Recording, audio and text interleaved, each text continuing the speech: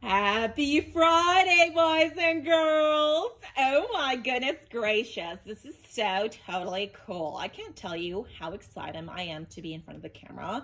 Like, OMG. One day, I'm gonna become a movie star. And this is where I started. Ooh. Okay, enough about me, enough about my excitement. Miss Diaz is gonna read you a really cool book. So pay attention because it's a really cool book and it's going to sound familiar. Really familiar. Okay, boys and girls. I'll come back after. Okay, do not leave. Pay attention. Enjoy the story. And you guys are all so awesome for watching me. Woo, woo, woo, woo. You can tell I'm excited, huh? Because I'm dancing. Oh, yeah. All right. Uh-huh. I'm so cool. And I'm excited. And I'm in front of the camera. Okay, I need to calm down. Bye, guys. Woo! Happy Friday, everyone. Guess what? We're going to read a story today. And let me tell you, this story is going to be a treat because A, it's funny. B, it relates to a familiar story. Now I want you to think of where you've heard this story before. Okay? Pay close attention to the illustrations and to where you've heard this story before. Okay, here goes. Goldilocks and the Three Dinosaurs, as retold by Mo Willems. Does that sound familiar?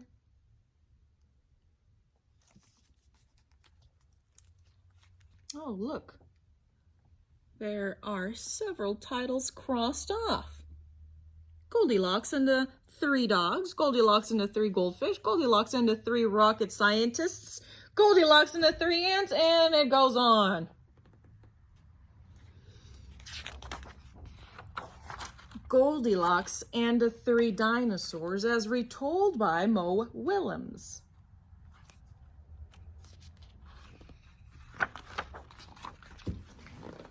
Once upon a time, there were three dinosaurs. Papa Dinosaur, Mama Dinosaur, and some other dinosaur who happened to be visiting from Norway.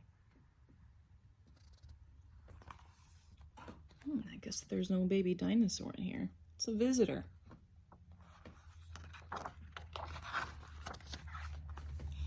One day, for no particular reason, the three dinosaurs made up their beds, positioned their chairs just so, and cooked 3 bowls of delicious chocolate pudding at varying temperatures.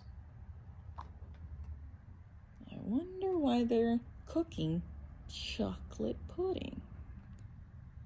I wonder why they are making their bed and positioning the chairs a certain way. Oh boy, said Papa Dinosaur in his loud, booming voice. It is finally time to leave and go to the, someplace else. Yes, continued Mama Dinosaur. I sure hope no innocent little succulent child happens to buy our unlocked home while we are, someplace else.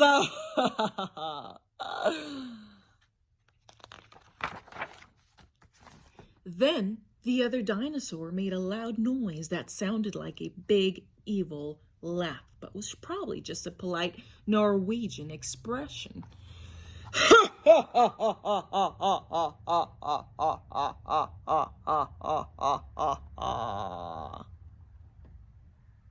The three dinosaurs went someplace else and were definitely not hiding in the woods waiting for an unsuspecting kid to come by.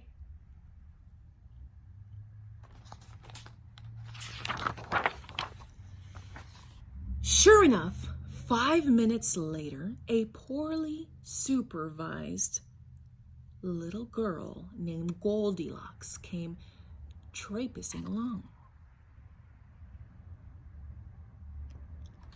La, la, la, la, 2 miles to a very nice house. Just then, the forest boomed with what could have been a dinosaur yelling, "Gotcha!" But I'm pretty sure it was just the wind. The loud noise was immediately followed by another loud noise that sounded kind of like, "Be patient, Baba Dinosaur. The trap is not yet sprung." But that could have been a rock falling or a squirrel. Getting closer.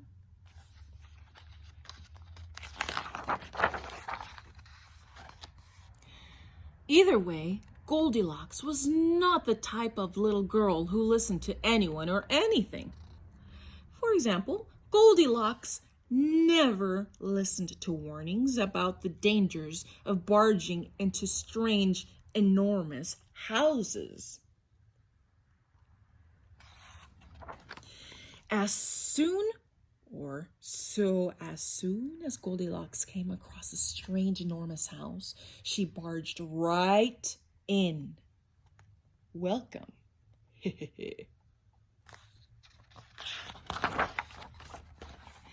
Inside, Goldilocks immediately smelled the 3 bowls of delicious chocolate pudding.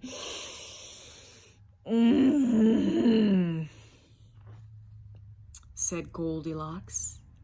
"That chocolate pudding smells delicious. If only I could get all the way up to the top of that counter."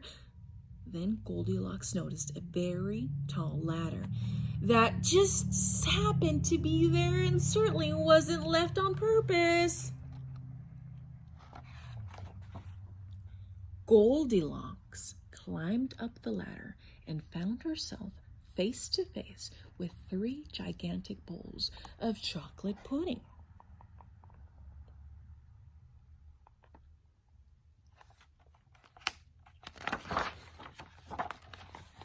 The first bowl of chocolate pudding was too hot, but Goldilocks ate it all anyway because, hey, it's chocolate pudding, right?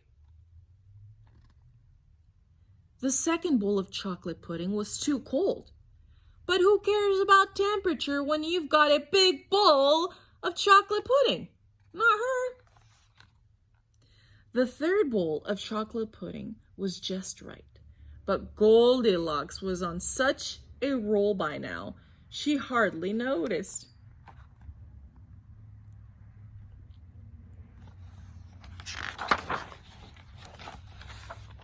Soon, Goldilocks was stuffed like one of those delicious chocolate-filled little girl bonbons, which, by the way, are totally not the favorite things in the whole world for hungry dinosaurs.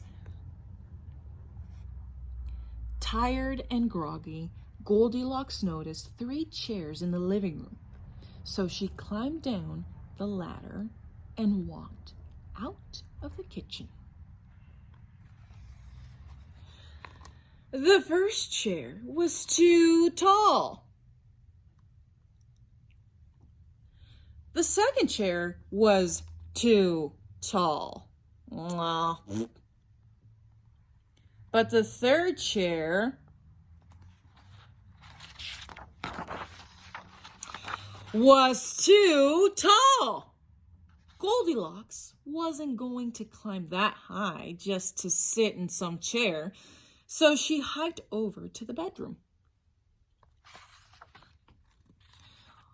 When she got there, Goldilocks noticed that the beds were also gigantically big. "What is going on around here?" groaned the exhausted girl. "The bears that live here must be nuts."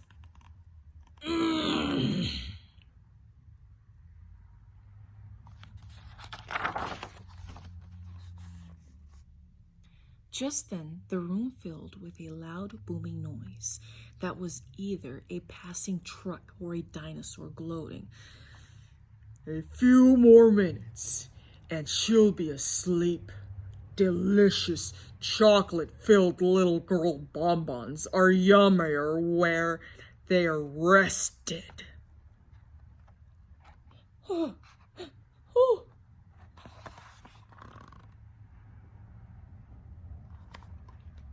Even a little girl who never listens to anyone or anything had to hear that.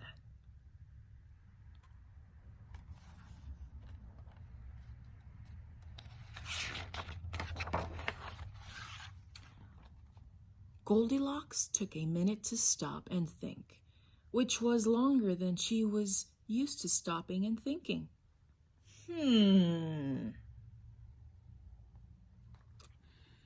Hey, she told herself, this isn't some bear's house. This is some dinosaur's house.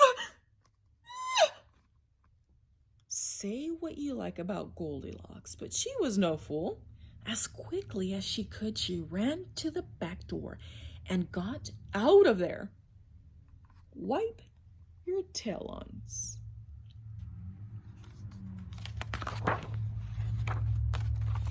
Just then, a loud plane flew by, which sounded pretty much like a trio of dinosaurs yelling, "No!" or "Charge!" or the Norwegian expression for "Chewy bonbon time!" Suddenly and completely coincidentally, the three dinosaurs rushed through the front door. We are natural guests. I wonder if that looks familiar. But they were too late.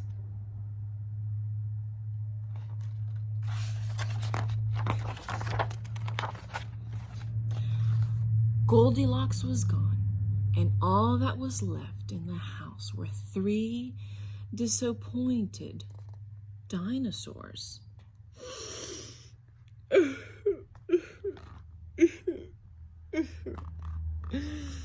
The end.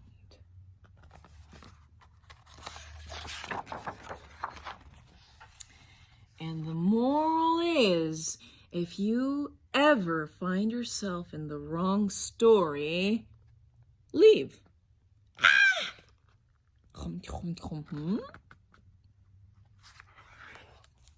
All right, boys and girls. I hope you enjoyed the story, because I did. And you already know where this story comes from, right? Yep, Goldilocks and the Three Bears. So now, I would like you to think, if Goldilocks would have stayed, what would have happened? You can use your own version, okay? Don't think, she ate so much chocolate pudding that she was gonna be a delicious bonbon. Think of something else. Think outside the box, okay? After you're done, submit it, all right? Take a picture of it and submit it. Draw a picture, write about it, think outside the box, and turn it in so your teachers can see it, okay? Bye, guys. That was such a good story. Like, OMG. I can't believe how good Mo Willems is. He is such a cool author. Like, very creative, right? Instead of three bears, he used dinosaurs. Cool. Anyway, go ahead. Think about how the story would go if Goldilocks would have stayed, okay? Write about it, draw a picture, and upload it so your teachers can see it. And I can see it because I'm going to look at them, okay? Okay, guys. Bye. Happy Friday. Woo!